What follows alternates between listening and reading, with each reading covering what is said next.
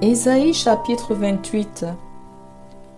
Malheur à la couronne superbe des ivrognes d'Éphraïm, à la fleur fanée qui fait l'éclat de sa parure sur la cime de la fertile vallée de ceux qui s'enivrent.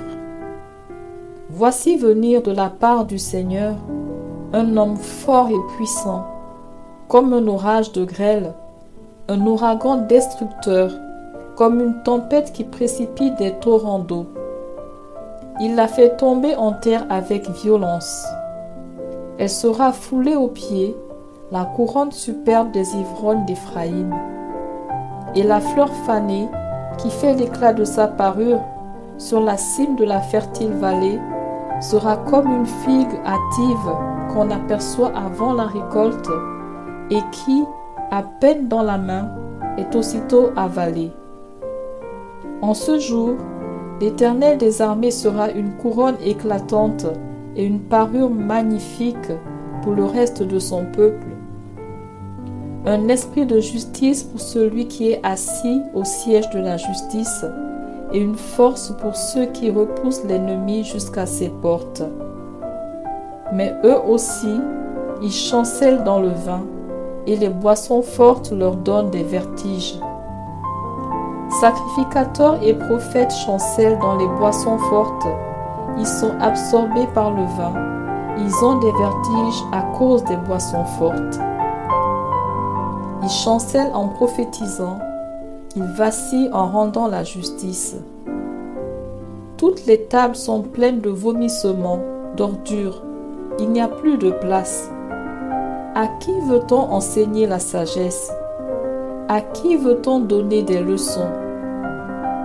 Est-ce à des enfants qui viennent d'être sevrés, qui viennent de quitter la mamelle? Car c'est précepte sur précepte, précepte sur précepte, règle sur règle, règle sur règle, un peu ici, un peu là. Eh bien, c'est par des hommes aux lèvres balbutiantes et au langage barbare que l'Éternel parlera à ce peuple. Il lui disait: voici le repos, laissez reposer celui qui est fatigué. Voici le lieu du repos.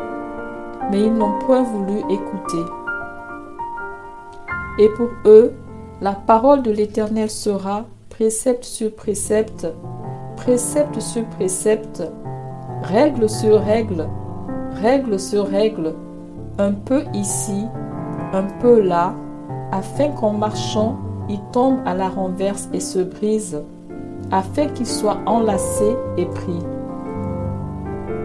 Écoutez donc la parole de l'Éternel, moqueur, vous qui dominez sur ce peuple de Jérusalem. Vous dites: nous avons fait une alliance avec la mort, nous avons fait un pacte avec le séjour des morts. Quand le fléau débordé passera, il ne nous atteindra pas, car nous avons la fausseté pour refuge et le mensonge pour abri. C'est pourquoi ainsi parle le Seigneur l'Éternel. Voici, j'ai mis pour fondement en Sion une pierre éprouvée, une pierre angulaire de prix, solidement posée. Celui qui la prendra pour appui n'aura point hâte de fuir. Je ferai de la droiture une règle et de la justice un niveau. Et la grêle emportera le refuge de la fausseté, et les eaux inondera l'abri du mensonge. Votre alliance avec la mort sera détruite, votre pacte avec le séjour des morts ne subsistera pas. Quand le fléau débordé passera, vous serez par lui foulés aux pieds. Chaque fois qu'il passera, il vous saisira, car il passera tous les matins, le jour et la nuit, et son bruit seul donnera l'épouvante. Le lit sera trop court pour s'y étendre, et la couverture trop étroite pour s'en envelopper.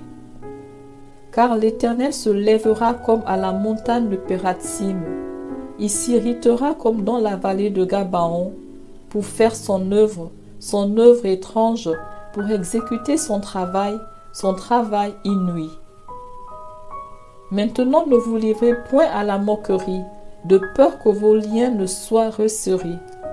car la destruction de tout le pays est résolue. Je l'ai appris du Seigneur, de l'Éternel des armées.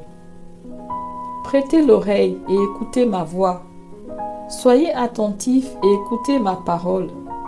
Celui qui laboure pour semer, laboure-t-il toujours? Ouvre-t-il et brise-t-il toujours son terrain?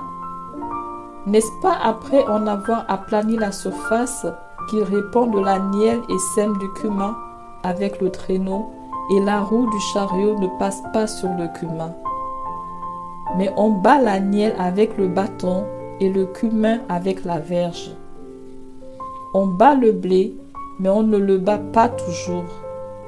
On y pousse la roue du chariot et les chevaux, mais on ne l'écrase pas. Cela aussi vient de l'Éternel des armées. Admirable est son conseil et grande est sa sagesse.